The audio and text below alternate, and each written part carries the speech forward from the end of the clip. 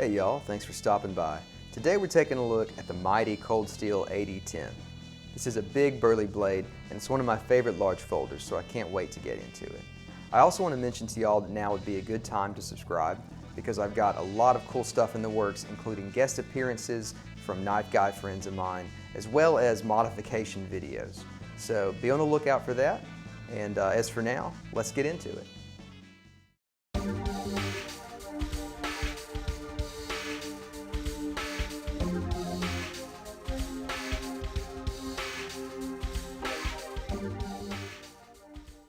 Why the Cold Steel AD10? How about the fact that it is a near-perfect adaptation of Andrew Demko's very own AD10? How about its huge, tough blade that can stand up to any task? And finally, consider that Cold Steel went above and beyond on the fit and finish. The tolerances are tight and the machining is dialed in. Demko's handle pattern for the AD10 prioritizes ergonomics and grip in hand. Although the G10 scales are quite smooth to the touch, the index finger groove and the parrot's beak at the end of the handle ensure that the knife won't leave the hand easily.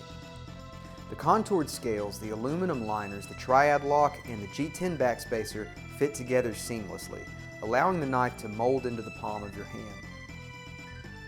As this is a lockback style knife, each side of the handle is identical, so it's fully ambidextrous.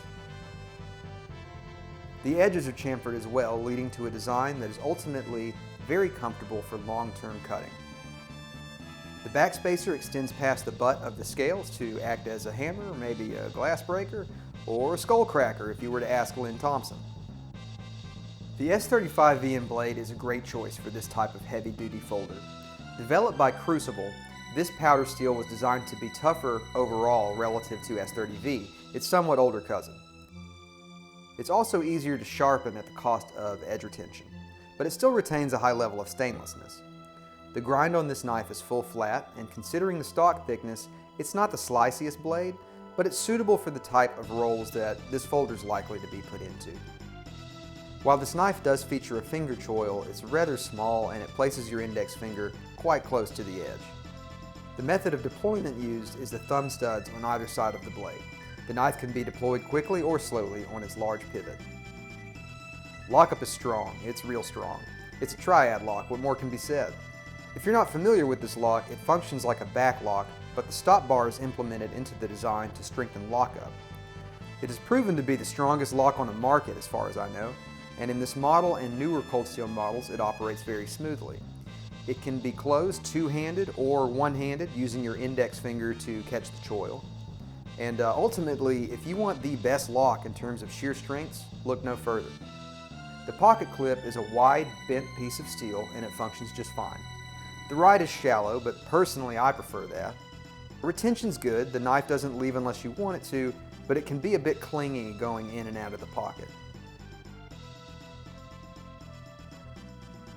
Cold Steel has not cut any corners in adapting this knife to a wider production. The fit and finish is truly very good, and the tolerances are tight in every aspect. Acquiring an AD10 is straightforward. They are sold through most of the popular knife retailers. This one came from Smoky Mountain Knife Works, but Blade HQ stocks them as well, and they're even available on Amazon. Primary use of this knife is heavy-duty work, and Cold Steel does place some emphasis on their knives being defensive weapons, so keep that in mind. I EDC this knife every now and then, but it's certainly a big boy and it takes up a lot of room in the pocket, so be aware of that. But if you're carrying this, you can rest assured that no matter what job you're tackling, the AD10 won't leave you twisted in the wind.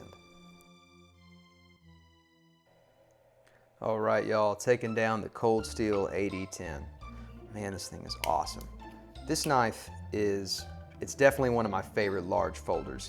And when I say large, I mean in excess of 3.5 inches. I believe this is just a hair over 3.5.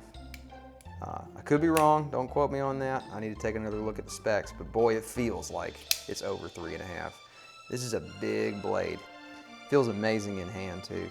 Anyway, I'm gonna keep rambling on if I don't get started disassembling here. So let's start with the pocket clip. I think it's T6, which is pretty small for Cold Steel, but we'll find out. And I am using the iFixit toolkit. I'm sure you've heard about it from good old Nick Shabazz. But it is an awesome toolkit and definitely worth the money. I think I paid, I want to say 30 bucks for mine. And I got mine at an Ace Hardware of all places, but you can also get it on Amazon. Very easy to find. All right, so here's our pocket clip and our 2 pocket screws. We'll move them over there. And I'm going to go ahead and remove these on the opposite side. Okay, those are, yeah, a little bit shorter here. Okay. This is my first time actually taking this knife down, so I'm excited to get into it with you guys. I just need to remember that those are on the opposite side of the pocket clip. Okay, on that note, let's go ahead and get into the pivot here. I'm gonna guess that that pivot's a T8. Let's try that. So I actually got this knife pretty much right when they came out. I'm a big fan. Nope, that's too roomy for a T8. Let's try a T10. Anyway, as I was saying, I'm a big fan of Andrew Demko's original, his own knives that he makes, including the, oh boy, there we go, including the AD10, the AD15, and the AD20. Now the AD20, that has just recently come out, and that knife looks awesome. And boy, if I could afford one right now, I would do it. Back to the T6. But in any case, when Cold Steel announced that they were doing a run of their own AD10s, and knowing what Cold Steel's level of production looks like, the level of quality, I was 100% on board.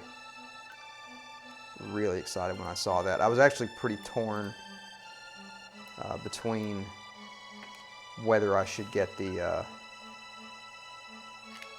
AD10 or the AD15, and honestly, I'm glad I went with the AD10. Like, this is more, man, it's more my speed.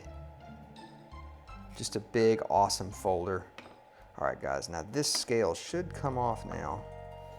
Let's see if we can get it off here. Come on, work with me. It's wanting to come off, but something's holding it in place here. There we go. Okay, guys, so our G10 scale is off on the show side. Let's see if we, now this is aluminum, I believe. This is not titanium. Let's see if we can get this off. Man, this is quite, very, very much in here. You know what? I'm going to go ahead and deploy the blade. Since it's a lockback design, that might help me be able to get in here into the channel here and get this loosened up and get it out. Here we go. Awesome. So again, I believe this is aluminum. Aluminum liner there. Let me get my tool out of the way here. And there you go. That's the inner workings of a Cold Steel. You can see here the way the triad lock is employed. It's similar to a back lock, except that the stop bar is built into it. So the idea is that it's actually much stronger. Our lock bar is right here. Press down there, allows the blade to close. There's a little spring here that goes underneath the lock bar. So yeah, guys, let's take this thing further apart here. As we can see, we're pivoting on phosphor bronze. I'm going to go ahead and depress that lock bar. Get that out of the way, and let's pop the blade out. There we go. All right. Now, is that a Teflon? Yeah, it is. That's a Teflon disc. I'm going to tell you guys, I'm a fan of this kind of balance here, where you have a phosphor bronze, phosphor bronze washer against a Teflon disc. I know Ontario does that with the Rat model, the Rat series. And I mean, in every experience I've had, it has yielded an awesome action. All right, let's go ahead and get that off. I'm going to put our bronze washers up here by the pivot. Let's see. Yeah, and there's the Teflon. Come on. There we go. You can see, guys, they just pull right off here. They're very thin. Both of these washers, both the Teflon and the phosphor bronze, are super thin. So if you guys are doing this with your 8010, take care, keep that in mind. Set the blade right here. A lot of parts in this one. Huh. Okay, so let's go ahead and pop that lock bar out. I'm gonna see here the best way to get that out. Yeah, it's coming. It'll get the pivot out as well. And that bar was right there. I believe? No. Where was this one sitting? Was it here?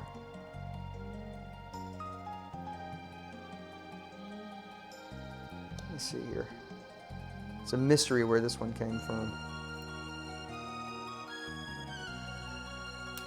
Whoa, there they go. Yeah, they were all sitting in those 3 holes there. Okay, that's good to know.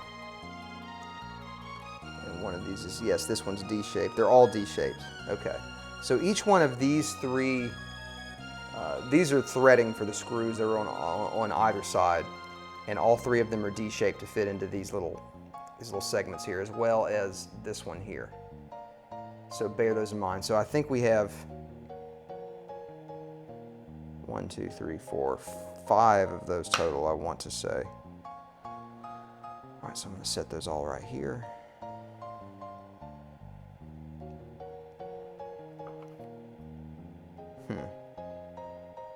Let's go ahead and unscrew the screws on the opposite side as well. More of these body screws.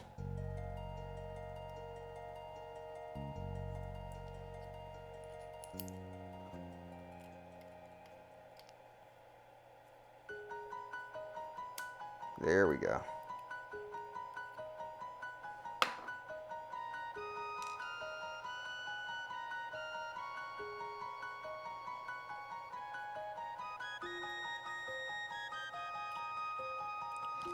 So it seems to be that when we reassemble this, we're going to want to put the backspacer in first and foremost.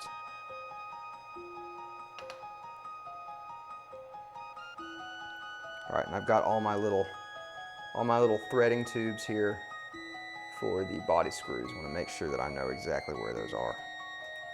There's our back lock, our triad lock, I should say, as well as our spring for the triad lock.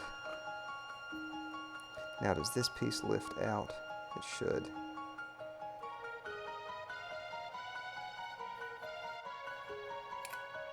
Here we go. All right. I need to remember exactly the order that these go in. So we have 3 of these bars here, and they're simply press fit. I'm gonna pop those out and keep them in their exact order. That's our stop bar. Now, is the stop bar going to come out? Let me try pushing it from the other side with a wider tool here.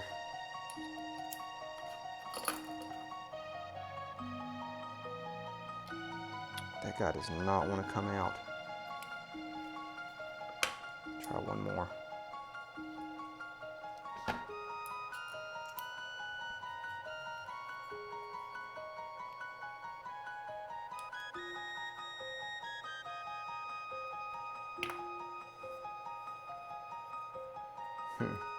See if I can use the liner to kind of, see if I can use the liner to guide that out a little bit. It's coming. There we go. All right. It is really in there. Wow. That bad boy is in there. We might have to leave that one in place, guys. Of course, I don't want to bend the aluminum liner.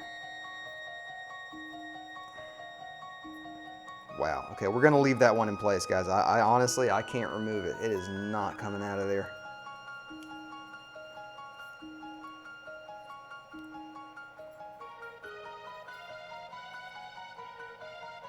Okay. All right, guys. I tried. In any case, Let's get all these parts kind of organized here.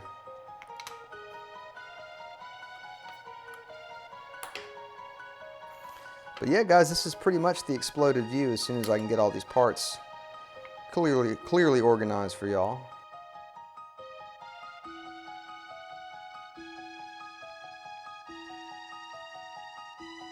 All right, let's get these parts cataloged. We've got a G10 scale, aluminum liner, G10 scale aluminum liner, our G10 backspacer, as well as our pocket clip, 2 pocket clip screws, the spring for the triad lock, our lock itself, 1, 2, 3, 4 of the threading tubes for the body screws. We've got 2 sort of body pins. We have 4 body screws over here, actually 6 body screws total, as well as the pivot and the pivot screw. We have the 2 phosphor bronze washers, 2 Teflon washers, which go on the inside. And then of course we have our S35, the end blade. All right, y'all, let's get into the cleanup process here. I just use a simple spray bottle of soap and water and a microfiber cloth. Get this bad boy cleaned up here. But yeah, I'm a huge fan of Andrew Demko's work. At the moment, this is the only knife that I own that is a full-on Demko design. But you'll also know, I think he's kind of the in-house designer for Cold Steel in a lot of ways. You know, he did the American Lawman. I want to say he did the Recon one. You guys will correct me if I'm wrong, I know. But a lot of Cold Steel's most, you know, well-known, famous knives, he played a major role in the creation of those.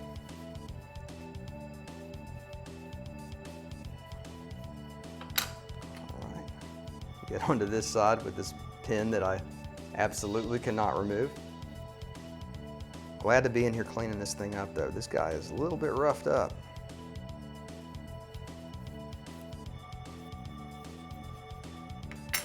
Get that backspacer real quick.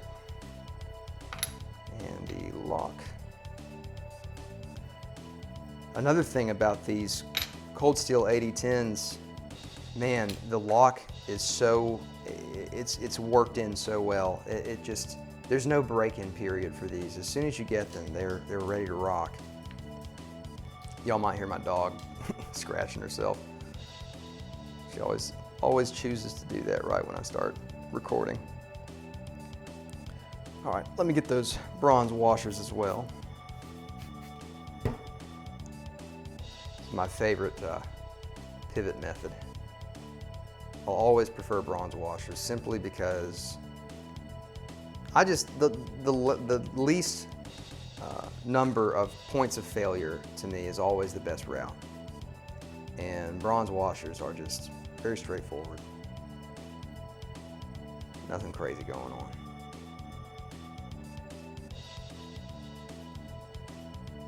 These guys are all clean, ready to go. All right, let me, clean the pivot here.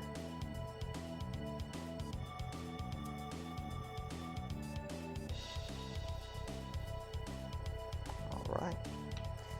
As y'all can see, this guy is a little bit complicated if you want to do a full takedown. Now, y'all always keep in mind, I do these full takedowns. You don't have to do that. If you're just wanting to lubricate your knife and just kind of get the pivot area cleaned up, there's no need to take off the second set of scales. All you need to do is get the top scale off and get into your knife. So don't feel obligated to do as I'm doing necessarily. Okay, why don't we start with this? Let's get these pins back into place. This one was right here. We'll go ahead and grab our scale as well. Pop these in here. There we go. Now this pin, this third pin, is not the same on both sides, so I need to make sure I'm doing the correct side here. But that fits in nicely, so I'm going to assume that is the correct side. Worst case scenario, I can always refer back to the video. This one is the same. All right.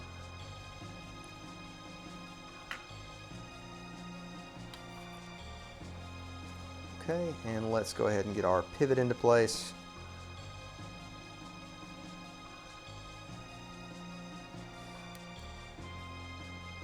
Now, there we go. This is okay, let me show you guys this real quick. This pivot is D-shaped just up here on the top. Everything else is circular. So just look out for that tiny little flat there. And let me make sure exactly where that goes. That is a hard one to spot. Okay, it's on the inside here. Your flat is at the top of the circle if you're orienting the scale this way. Get this lined up. There we go. It should about do it. Perfect. Okay, so we've got our pivot in place.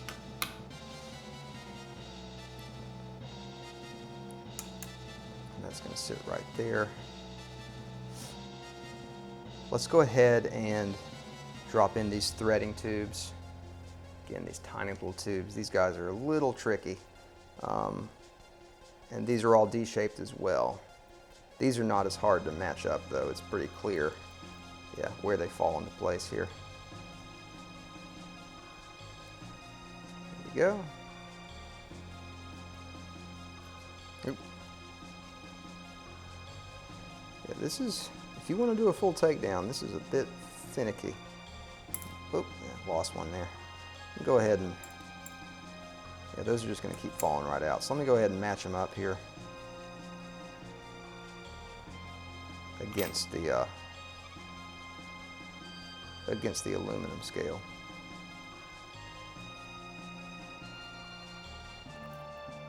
Come on.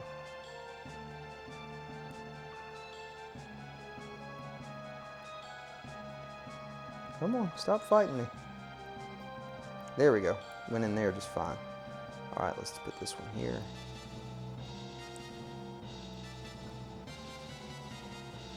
There we go. One more to go here. Well, two more, I should say. Come on. There we go. And our last one up here at the top. Wow, these guys are hard to hold on to. There we go. Okay, so now I need to screw them in on the opposite side. I'll hold it about like this. Try and line this up here. Oh, kicked it out.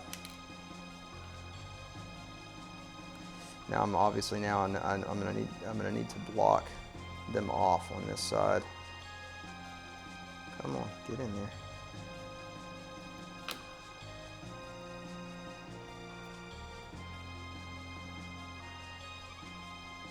There you go.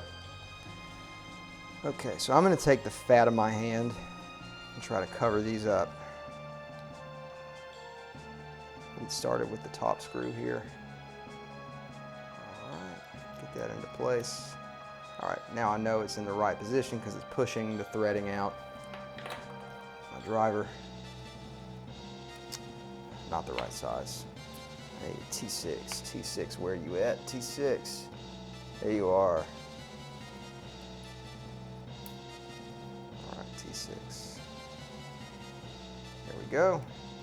That's a start. That's a start, y'all. All right, on to the next one. We got one in. It's all downhill from here. Okay.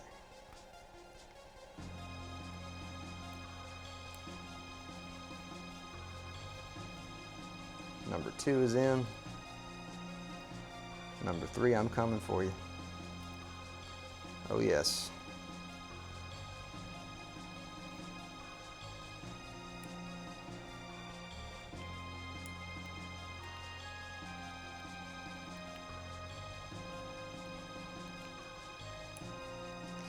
Now y'all, when I get the lock bar in position, I probably will unscrew those and just lightly Loctite them. But for now, I just need kind of a foundation to get the backspacer back into place.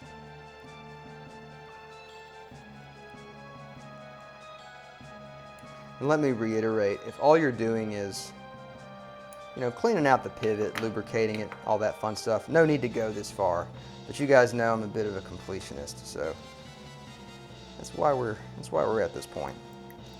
All right, so the spring sits right there. Let me give the spring a quick wipe down because I don't think I did earlier. It certainly can't hurt.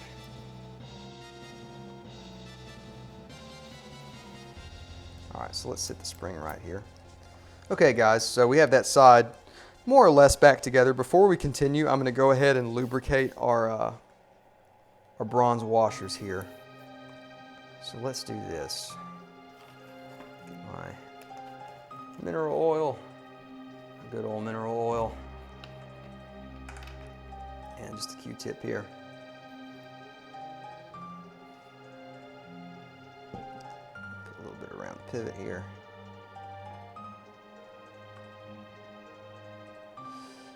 Let's drop our washer into place.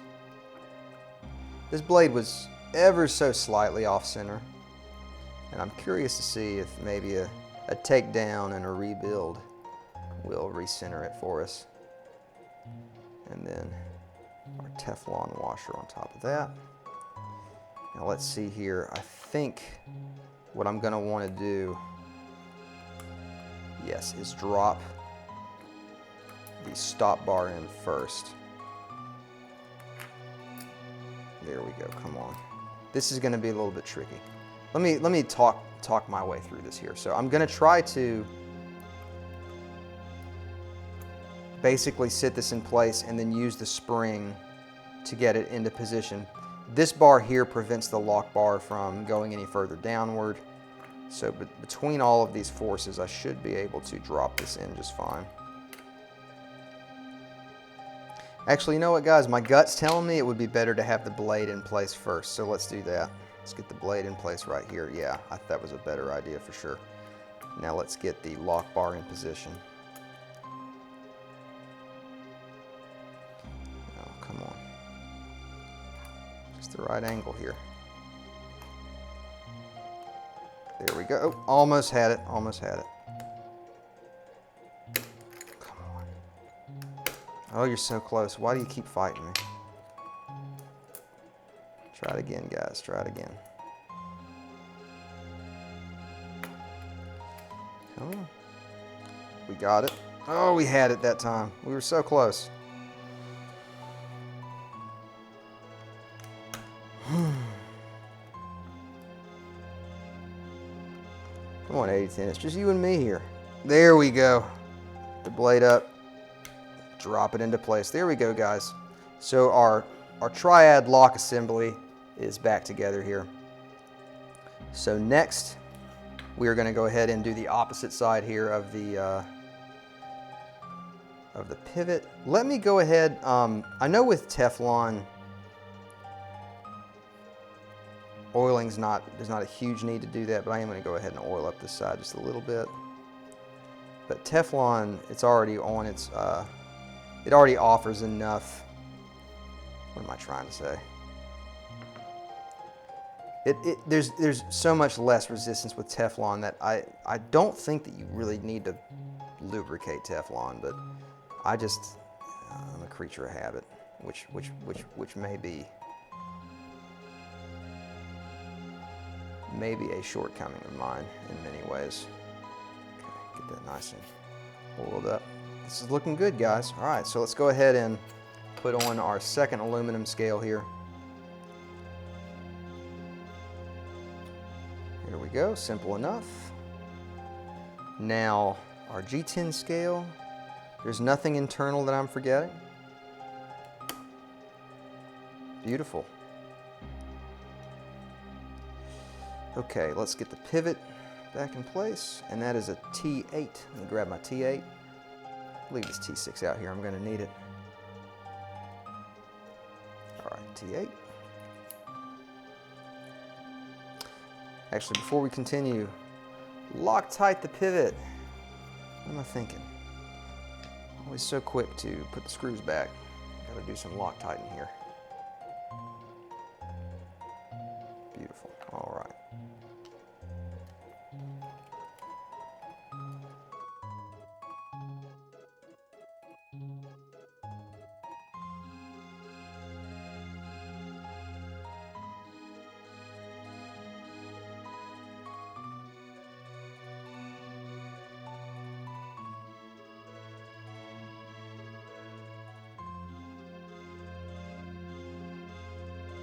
I love it when Cold Steel does just big honking pocket clips. I'm a big fan of that. I love a big old burly pocket clip.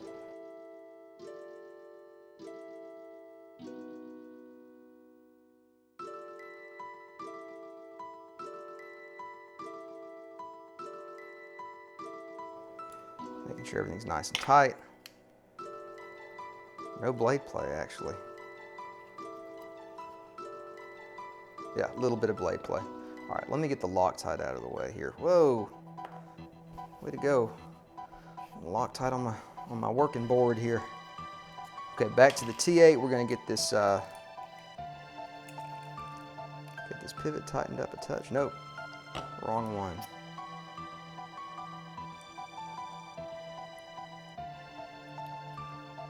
I forgot that's a T10. I drove that in earlier with a T8. Way to go. Okay, let's try that. No play there. Whew. All right.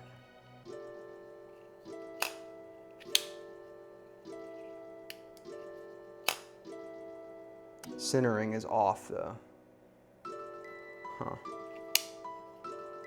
Is it rubbing? Not quite rubbing. Action is excellent though. So let's just try tightening it down. It's too tight to move. Let's loosen that up.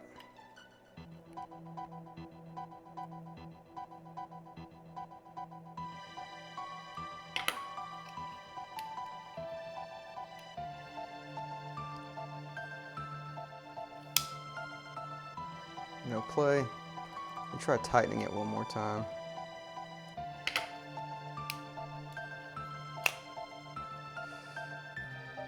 Centering is still waning.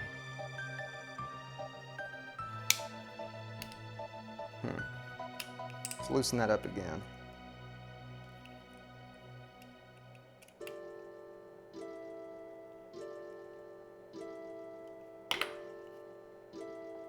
So this is where the centering was when I got the knife. So it's not gotten worse. I was hoping it would improve. Yeah, oh man. No play, dropping shut.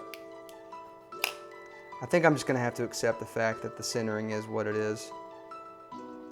It's a bummer, but centering's not that big a deal. As long as the knife functions and operates, that is what matters. And this bad boy is, whew. Oh man, look how quick, look at this.